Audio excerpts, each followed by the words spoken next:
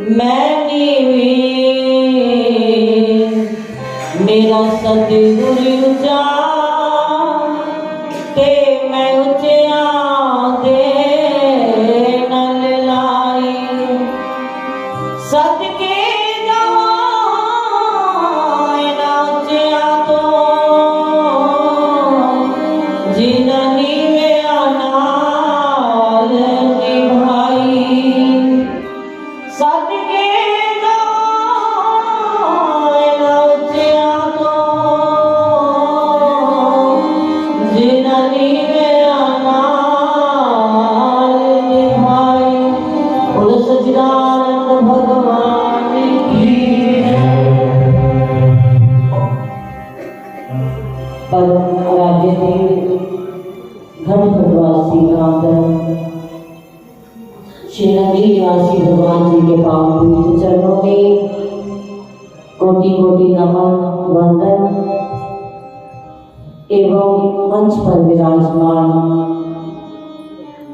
परम आदरणीय परम सम्माननीय सब महापुरुषों के चरणों में नमन। अपनी अपनी भावनाओं को लेकर के आए हुए प्यारे गुरु प्रेमियों, जैसा कि आप सबको विदित है कि हर वर्ष की भांति इस वर्ष भी संत समागम आयोजित हो रहा है।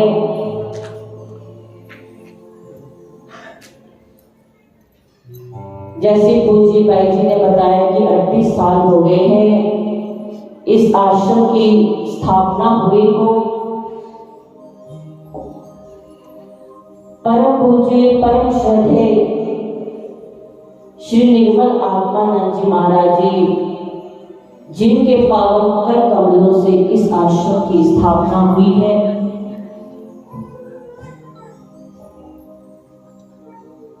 जैसे कि भैया बता रहे थे कि पूज्य महाराज जी ने ये एक ऐसा केंद्र बना दिया जिसमें हर एक जीव आ सकता है, बैठ सकता है, खा सकता है, आराम कर सकता है, भजन कर सकता है। एक ऐसा दरबार उन्होंने बना दिया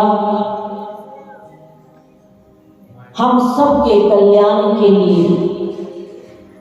तो संत महान पुरुष ऐसे केंद्र बना देते हैं और हम सब उसमें आकर के अपने आप का कल्याण करते हैं।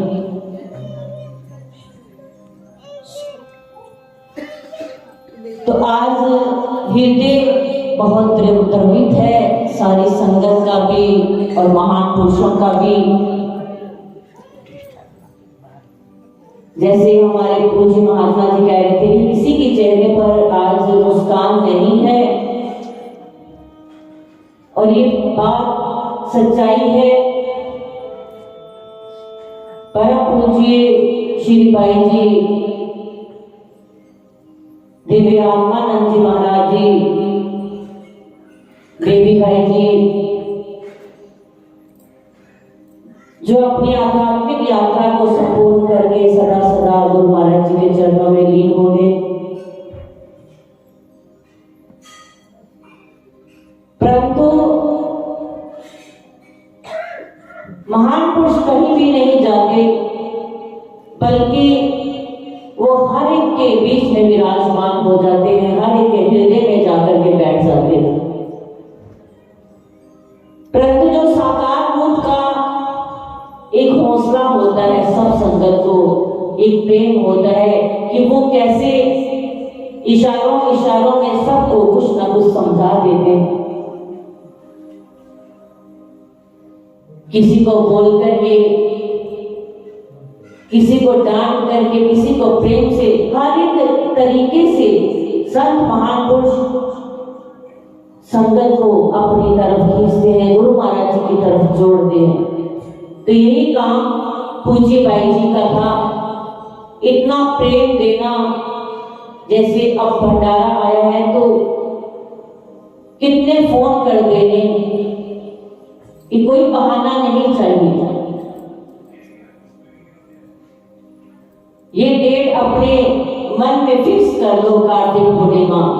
तो इतना प्रेम उन्होंने दिया, सबको दिया। तो वो शक्तियां कहीं जाती नहीं है, तो जोत से जोत मिलती है। आप पूछिए भाई जी श्री निर्मल प्रेमानंद जी महाराज, गीता भाई जी, वो विराजमान है।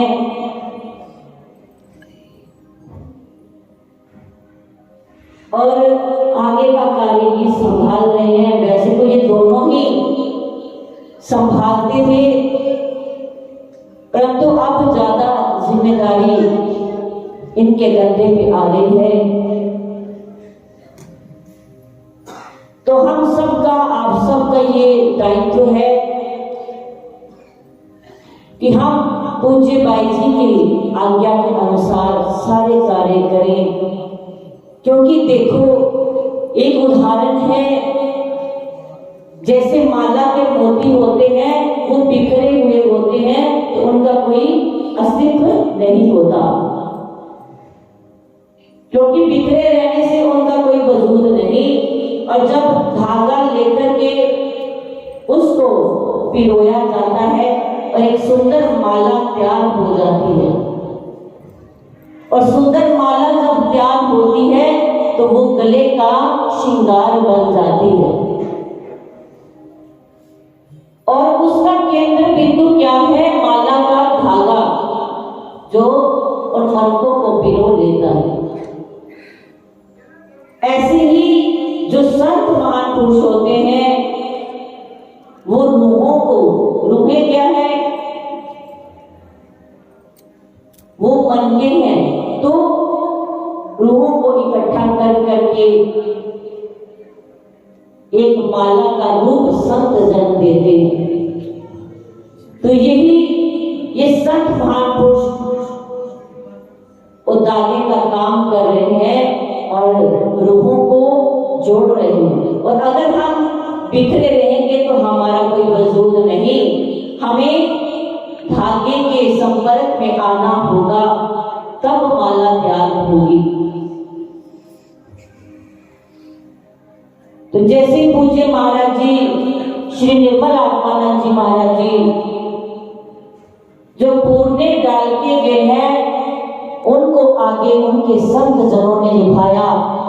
परम पूज्य श्री स्वरूप ध्यानानंद जी महाराज, जिन्हें हम बीनाबाई जी के नाम से जानते हैं, परम पूज्य दिव्य आत्मानंद जी महाराज, बेबी बाई जी, जिन्होंने महाराज जी के वचनों पर चल करके सारी संगत को जोड़ने का काम किया।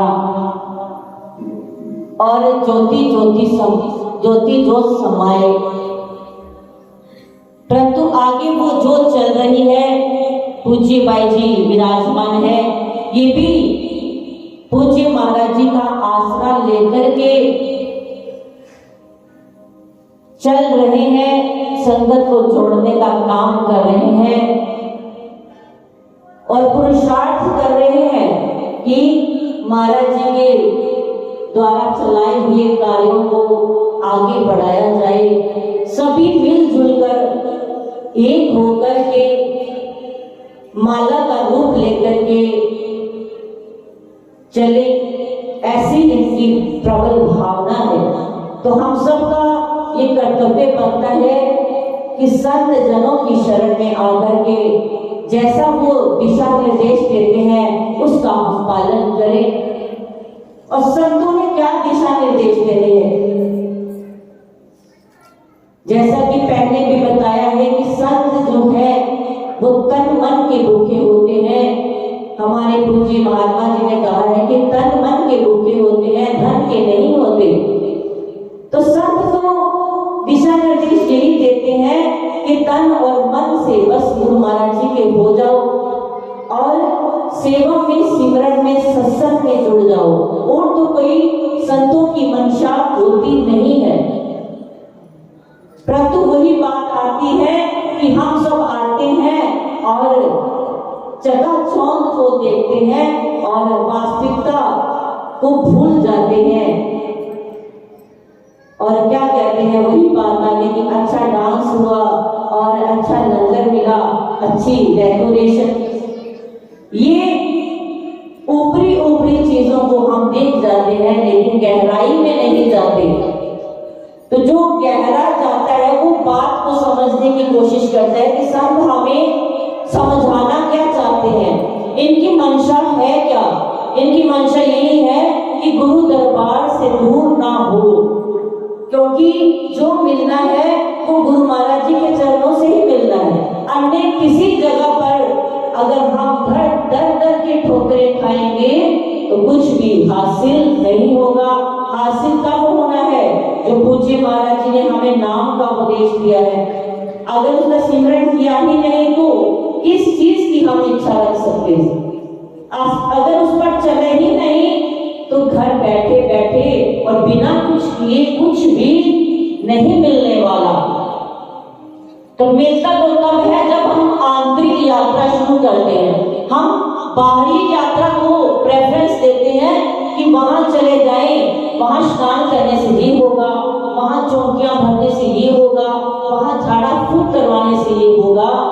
परंतु ऐसी कोई ताकत नहीं, जब तक नाम से नहीं जुड़ेंगे तब कोई भी ताकत हमें कुछ दे नहीं सकती।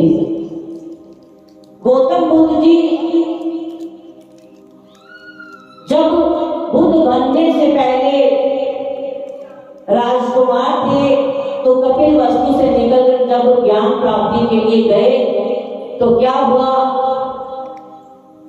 ऐसे भटकते रहे, बड़ा समय बीत गया लेकिन उन्हें ज्ञान की प्राप्ति नहीं हुई। वो हार गए और सोचा चलो वापिस अपने महल को चलते हैं। और जब जाने लगे रास्ते में प्यास लगी तो एक नदी के पास, एक झील के पास जाते हैं। जैसे पानी पीने लगते तो वहां देखते हैं कि छोटी सी गिलहरी वो पानी में छलांग लगाती है और ऐसे पानी भर करके बाहर निकलती है और वहां पानी को झाड़ देती है। तो ये बार बार ऐसा कर रही है तो बुद्ध उसको देख रहे हैं और फिर उसको प्यार से पूछते हैं, हे नन्ही गिलहरी ये तुम क्या कर रही हो। तो कहती मैं इस झील को सुखाने लगी हूं, इसका पानी खत्म करने लगी हूं। तो वो मुस्कुरा कर बोले कि तुम्हारी इतनी हैसियत नहीं है कि तुम इस झील को खाली कर सकती हो। उसने कहा कि इसने मेरे सारे परिवार को डुबो दिया है, अब मैं इसको खाली करके छोड़ूंगी। तो उन्होंने कहा ये तुम नहीं कर सकती, तुम सक्षम नहीं हो। तो गिलहरी कहती है कि मैं चाहे इस कार्य को कर नहीं सकती परंतु मैं हठ को नहीं छोड़ूंगी। अगर मैं कर्म करती रहूंगी तो अपनी मंजिल को प्राप्त कर ही दूंगी। तो बुद्ध जी को बहुत ही प्रेरणा मिली उस नन्ही गिलहरी से कि अगर इस नन्ही गिलहरी का इतना संकल्प, इतना बड़ा संकल्प लेकर के चली है और इसको पूर्ण विश्वास है अपने कर्म पे, तो मैं क्यों हार करके वापस जा रहा हूं। तो उससे प्रेरणा लेकर के ख्याल छोड़ दिया वापस जाने का और आगे बढ़ते गए और साधना में लग गए। और फिर हम सबको पता है कि ज्ञान की प्राप्ति करके वो भगवान बुद्ध के नाम से प्रख्यात हुए। तो बात ये है, कहने का भाव ये है कि हम कर्म शुरू ही नहीं करते, हम भक्ति की तरफ लगते ही नहीं है, संतों का कहा मानते ही नहीं है, तो मंजिल तक कैसे पहुंचेंगे। तो पूज्य भाई जी, बेबी भाई जी हमेशा ही हर तरीके से सबको समझाते थे, हर अंदाज से सबको उन्होंने समझाया और जोड़ा। और ऐसे ही अब भाई जी भी, क्योंकि कभी तो पूरी नहीं कर सकते, क्योंकि एक साथ होता है जब दोनों इकट्ठे बैठते हैं तो बहुत सारी सलाह होती है, चर्चा होती है। जब संत लोग बैठ जाते हैं तो बहुत सारी चर्चा होती है, ज्ञान चर्चा होती है, कैसे उन्नति की जाए इस पर चर्चा होती है। लेकिन आज भाई जी का बहुत ही मन उदास है, क्योंकि अंदर से अकेलापन महसूस होता है, परंतु अंदर वो ताकत भी देते हैं। गुरु महाराज जी ताकत भी दे रहे हैं और ये ऐसे आगे गाने चला रहे हैं। तो ज्यादा ना कुछ कहते हुए पूज्य भाई जी, आप संगत पर अपना वरदहस्त बनाए रखें, संगत का मार्गदर्शन करते रहे और हम सबका, सारी संगत का ये दायित्व है कि पूज्य भाई जी के हर वचन को माने, जैसे वो सेवा सिमरन सत्संग के लिए समझाते हैं उस पर चल करके अपने गुरुदेव के नाम को रोशन करें, क्योंकि गुरुदेव कृपा के सागर हैं। तो सागर से अगर हमें बूंद भी मिल जाए तो वो भी काफी है। तो ये संत जो है वो हर वक्त हमें आशीर्वाद देते हैं, हमें इनके आशीर्वाद को लेना है। तो पूज्य श्री महाराज जी, उनके चरणों में नमन करते हुए और भाई जी महाराज जी के जो हमें छोड़ करके चले गए, कितना प्रेम उन्होंने किया, आज बहुत ही उनकी याद आ रही है। कैसे जब आते थे खड़े हो जाना और पकड़ के नहीं कहना कि की लेके जाना दुनिया को, हमेशा ये बात कहते थे, भाई जी की करना, की लेके जाना, एवं चले जाना दुनिया को, ये भैना भैना का रिश्ता है, इन्हों निभाना चाहिए। हमेशा यही बातें करते थे, कुछ भी संसार नहीं जाता, सिर्फ प्रेम जाता है। तो प्रेम की पूरी परिभाषा उन्होंने समझा दी है और आज दिख भी रहा है कि कैसे सभी उनके प्रेम में कैसे द्रवित हो रहे हैं। तो गुरु महाराज जी सबको ताकत दें, ऐसा इतना बड़ा दुख सहने की, और पूज्य भाई जी ये दुख से उबर जाएं और हम सब का मार्गदर्शन करते रहें, यही शुभकामना करते हैं। बोलो सच्चिदानंद भगवान।